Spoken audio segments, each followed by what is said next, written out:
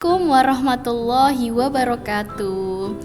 Apa kabar anak-anak? Semoga selalu sehat dan tetap semangat.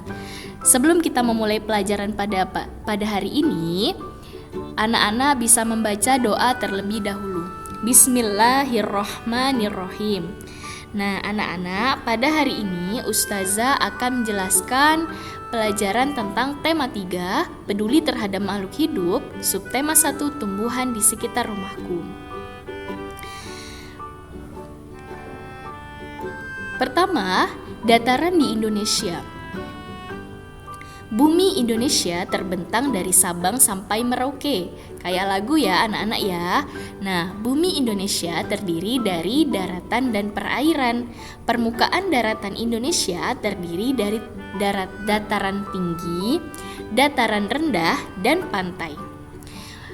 Pertama, kita akan membahas tentang dataran tinggi. Apakah itu dataran tinggi? Apakah anak-anak sudah tahu? Nah, dataran tinggi disebut juga dengan plato dan merupakan bagian bumi yang mendatar dan memiliki ketinggian lebih dari 600 meter dari permukaan laut. Nah, dataran tinggi ini memiliki suhu yang rendah dan udara yang sejuk. Kondisi ini dimanfaatkan sebagai daerah pertanian, perkebunan, peternakan, dan wisata. Daerah dataran tinggi ini bisa kita temukan di dataran tinggi Dieng, Jawa Tengah, Bandung, Jawa Barat, dan Malang, Jawa Timur. Penduduk di dataran tinggi ini memiliki mata pencaharian sebagai petani dan peternak. Selanjutnya, tanaman yang baik yang tumbuh di dataran tinggi. Yang pertama ada sayuran, kemudian ada buah-buahan, ada kokoa, ada tumbuhan kina, ada teh, dan ada tumbuhan kopi. Selanjutnya adalah hewan yang dapat dikembangbiakan di dataran tinggi. Yang pertama ada sapi perah. Nah, sapi perah itu sapi yang memiliki susu. Jadi, ketika anak-anak meminum susu sapi, maka yang diambil susunya itu adalah susu dari sapi perah. Kemudian ada sapi potong yang biasa kita konsumsi. Kemudian ada kambing. Selanjutnya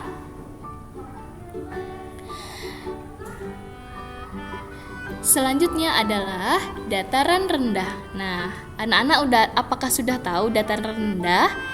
Nah, dataran rendah yang merupakan bagian permukaan yang luas dan memiliki ketinggian antara 0 sampai 200 meter di atas permukaan laut.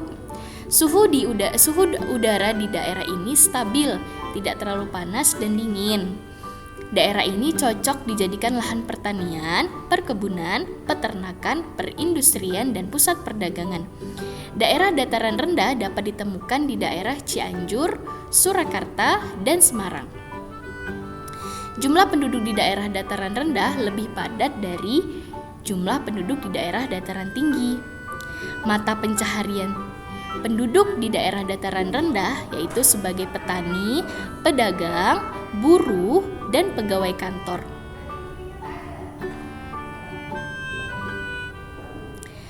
Nah, mata pencaharian penduduk di daerah dataran rendah, yang pertama petani, ada buruh pabrik ya anak-anak ya, kemudian pegawai kantor, kemudian ada pedagang.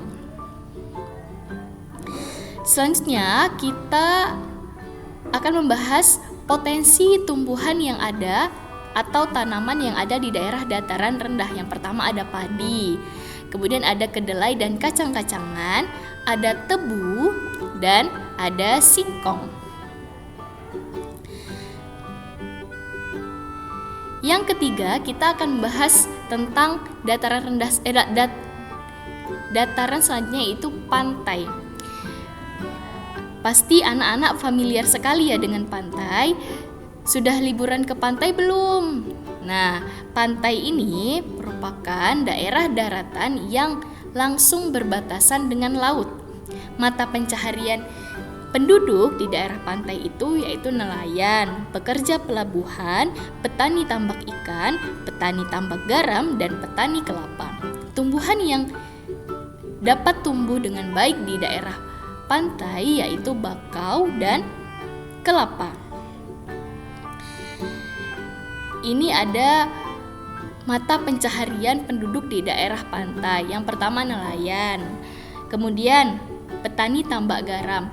Jadi garam-garam yang kita konsumsi biasanya berasal dari petani tambak garam yang tinggal di daerah sekitar pantai. Kemudian ada petani tambak ikan.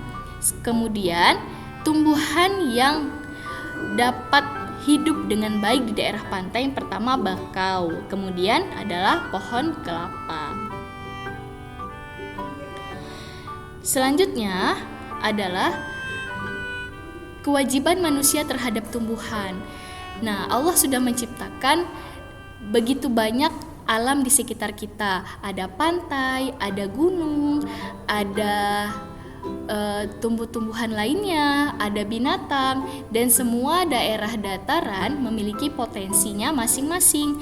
Nah, manusia memiliki hak dan kewajiban terhadap lingkungan dan terhadap tumbuhan, hewan untuk menjaganya. Yang pertama adalah kewajiban manusia terhadap tumbuhan.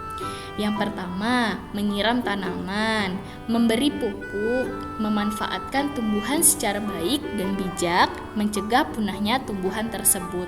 Jadi manusia wajib menjaga tumbuhan yang telah Allah berikan di buminya Allah. Kemudian, hak manusia terhadap tumbuhan. Yang pertama, mendapatkan udara yang segar, pemandangan yang indah, lingkungan yang sehat dan bersih, memperoleh manfaat dari berbagai jenis sayuran dan buahan. Nah, hak manusia dari tumbuhan dari bisa menghirup udara segar dari tumbuhan, melihat pemandangan yang indah-indah dan cantik-cantik dari tumbuhan yang ada. Kemudian, jenis-jenis sayuran dan buahan yang dari tumbuhan bisa dimanfaatkan manusia untuk dikonsumsi oleh manusia. Selanjutnya adalah hak dan kewajiban manusia terhadap hewan. Nah, dari berbagai potensi hewan di setiap dataran yang sudah kita ketahui tadi, maka manusia memiliki hak dan kewajiban terhadap hewan. Yang pertama, memberi hewan makan. Kemudian tidak menyakiti hewan, kemudian menolong hewan yang terluka. Jadi kita sebagai manusia harus sayang dan cinta kepada hewan, seperti Rasulullah yang sayang sekali dengan kucing. Nah, maka dari itu hewan yang telah Allah ciptakan itu wajib kita sayangi dan kita memiliki kewajiban dan hak untuk menjaga hewan tersebut. Nih, ada kucing, ada sapi, dan hewan-hewan lainnya. Selanjutnya adalah Allah mengatakan dalam surah Ar-Rum ayat 41, "Dhaharul fasadu fil barri wal bahr bima kasabat aydin nasi liyudhiqahum ba'dalladzi amilu la'allahum yarji'un." Telah nampak kerusakan di darat dan di laut disebabkan karena perbuatan tangan manusia, supaya Allah merasakan kepada mereka sebagian dari akibat perbuatan mereka agar mereka kembali ke jalan yang benar.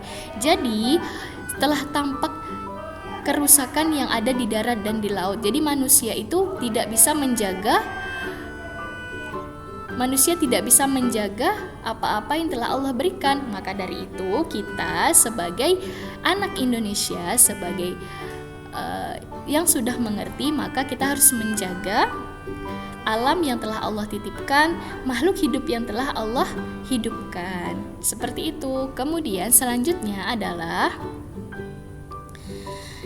cara melestarikan lingkungan.